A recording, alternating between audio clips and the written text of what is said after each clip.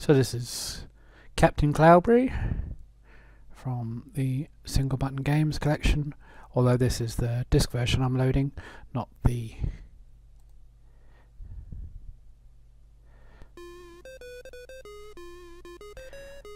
full tape version. And here's the Mega Style intro. So subtitle is Episode 4 Helium. So we'll skip the intro. Next up we have a lovely ASCII picture and the instructions telling you the background about the evil witch. So Captain Cloudberry, the stunt pilot, is helping destroy the radioactive balloons, but his rudder is damaged, meaning his plane can only turn one way. Now, the aim is to get rid of the balloons. If you collect them in order, like Bomb Jack, you get bonus points.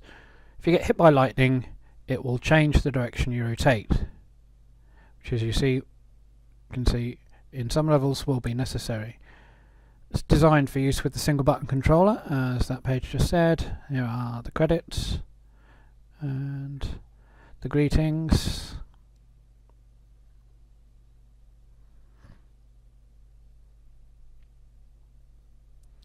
So another ASCII logo,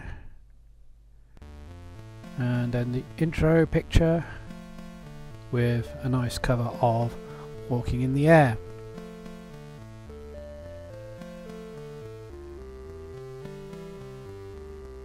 Interesting, this picture was created with an iPad app, and with the Single Button Games collection you get an art card. The game decompacts, and the title screen has another cover, Lady Madonna by the Beatles. I do like this effect here with the plane going behind the cloud. Clever use of the sprite to background priority. Change one bit and you go behind character colour, and it's more complex in multicolour mode, but we'll play a game just to show you what it's like. So you set off, you press fire or hold fire and you turn. Hit the wrong balloon there, so now we've got to go down here for the next balloon. Try and get this one, but you have to remember the screen wraps around. You hit the clouds, you die. So we'll try and go this way, just too high on that cloud. And as you can see at the top left, your fuel is constantly getting lower, forcing you to play quickly. And this last balloon is proving tricky to get. You get a little warning as your fuel runs out, and it's game over. So the disc version here will try to save scores to disc that's been removed from the special tape version. So that's the end of Captain Cloudberry, first game on the Single Button Game collection tape.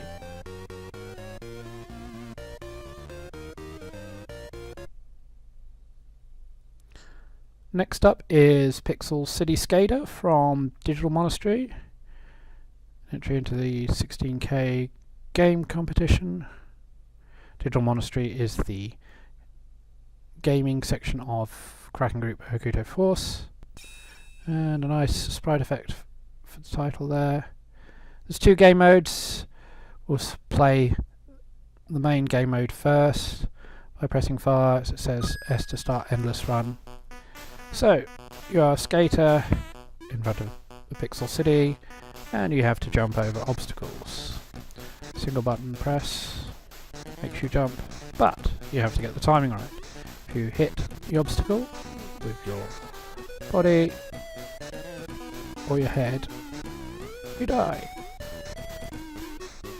So it's a question of getting the timing right. As you can see, the main game has 60 screens to conquer with lovely pixeled backgrounds skating over. keeps track of the number of deaths, and you are awarded extra lives for completing sections of the game.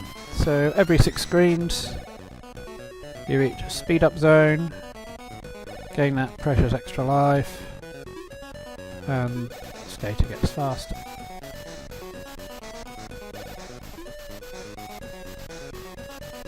You can ride under that block, you don't have to jump over it. Need some good timing here to get over the gaps. Now here you can choose again, go over or under.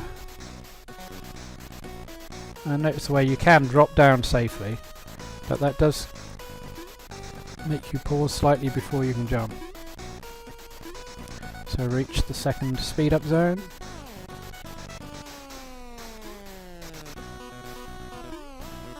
And as you can see, there's a lot of variety in the levels, and it steadily gets more and more complex. This is quite a tricky jump to make. You have to time this really well.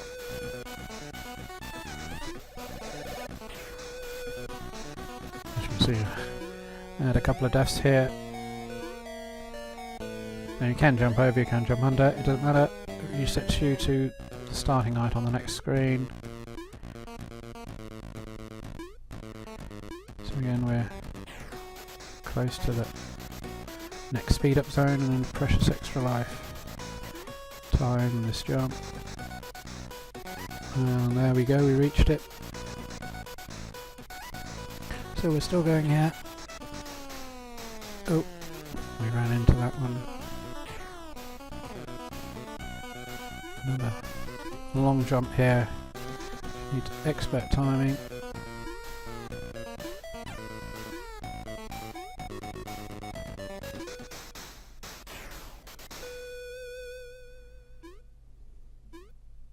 Land on there and jump again.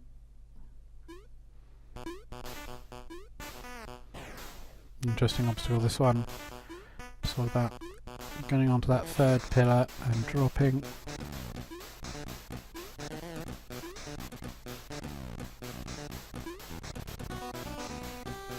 And again, you can jump up over that. As you can see, if you hit your head, you die. And quick jump there, you go up. You reached another speed up zone. And a huge leap needed here.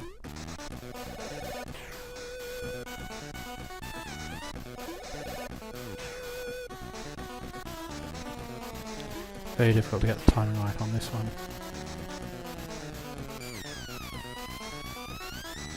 And it's game over. I do like that game over picture, very clever. Pixel aesthetic running through the game. It's probably my favourite game on the tape. So now we'll play Endless Run, which actually varies in that it scrolls the obstacles towards you, keeping track of how far along you've made it. Very dramatic background here. So as soon as you die, it's hit an obstacle, it's game over. So we'll see how far I get on this game. Here you can go up, but I died. So that's a very enjoyable title, and it's certainly one of the better games on the tape. So I hope you enjoyed that look at it, and we'll move on to the next game. Is Fire to Jump, and I'm going to let the intro play a little because there's an interesting fact in the scrolling messages. SOS stands for Software of Sweden. Released at the Y2016 party. Intro music by Frederick, logo and animation by Koller. Cast code by Ron. A game produced by Software of Sweden. Code by Martin. Music by Walk. Cast and animated logos by Ron. Now, as it says, hello, Martin here. This is my first C64 game written in assembler.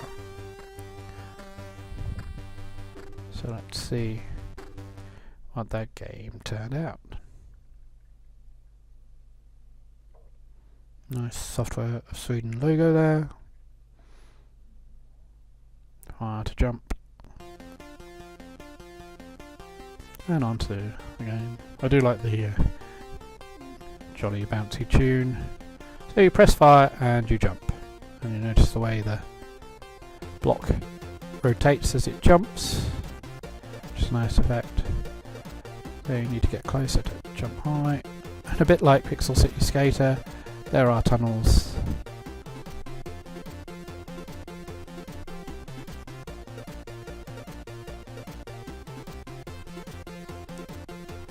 And barriers of varying height. I do like the monochrome style. It's a tricky screen, this one. Get that third jumping quickly. Get close to the block. Time for some rest. Surprise! I knew that was coming.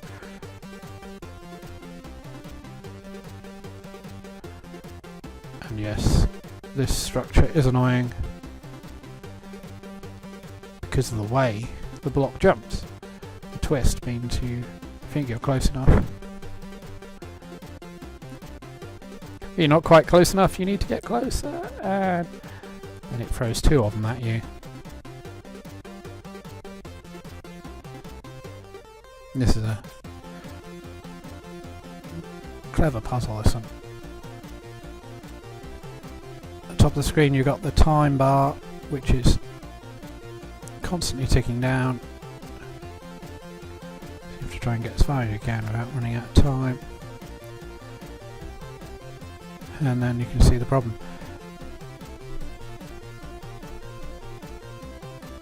And this is a nice idea. The credit's actually in the game. And like Pixel City Skater, it speeds you up.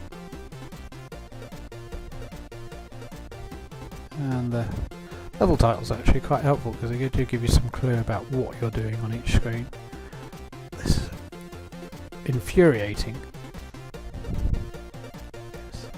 You get so close and you die. You have to wait.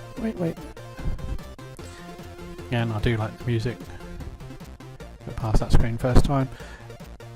And you have to jump twice here. But the frustrating thing is if you jump as you're dying, you re-emerge still jumping, and that's game over. So that's good fun as well. And on to Flapper, which is very reminiscent of several Flash games I've played before. You press the button to make your helicopter fly upwards, and there's a little bit of inertia and gravity effect. And so you're scrolling through a randomly generated cavern like Scramble, which gradually gets narrower the longer you play. Helicopter is nice animated. Sound is okay. It's a neat little explosion effect when you die, so I'm going to keep concentrating, try and get as far as I can. Sometimes you have to let it fall and use the gravity to help you. And there we go, it's game over. Tells you how far you flew.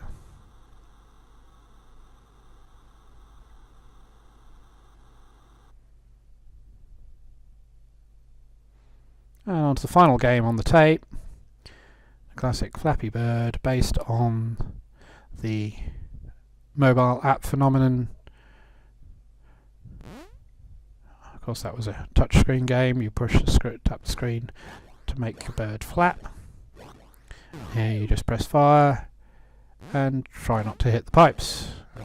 I utterly failed on my first go there, so I'll try again.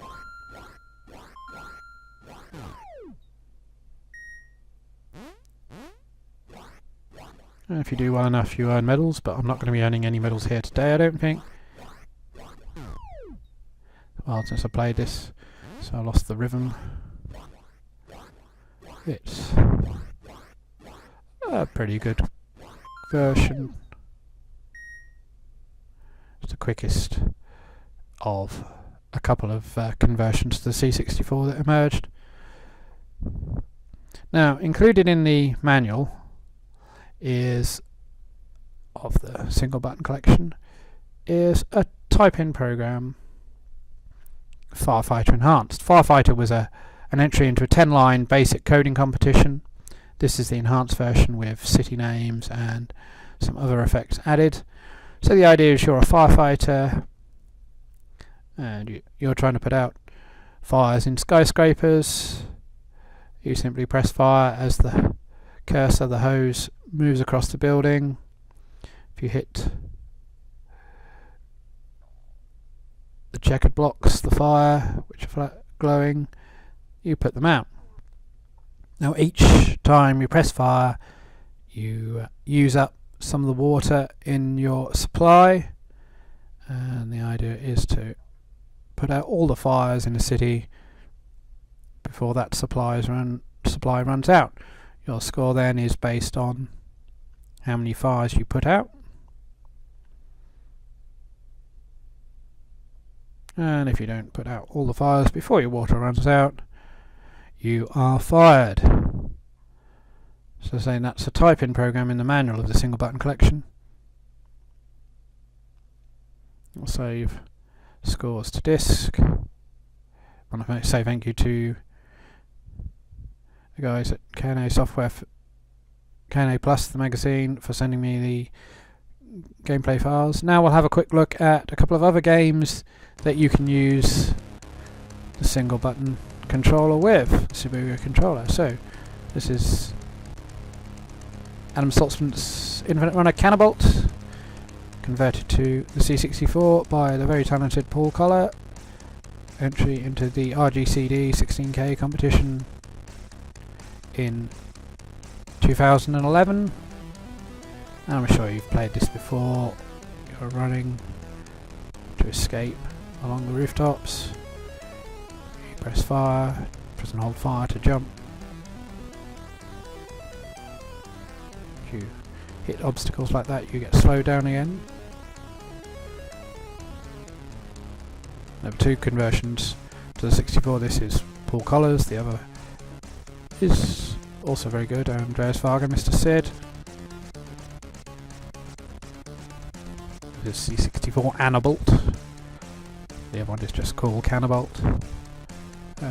This is also available as a limited edition cartridge from RGCD, which I have in my collection.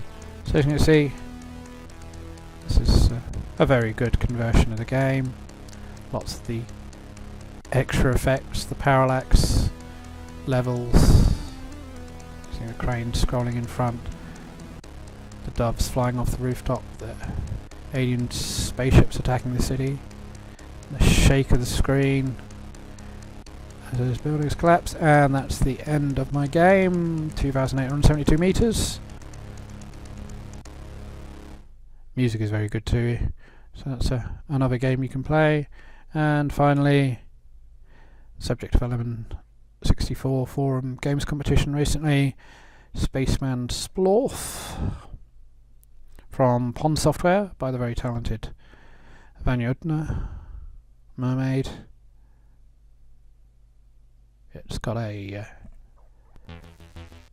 very cool intro sequence.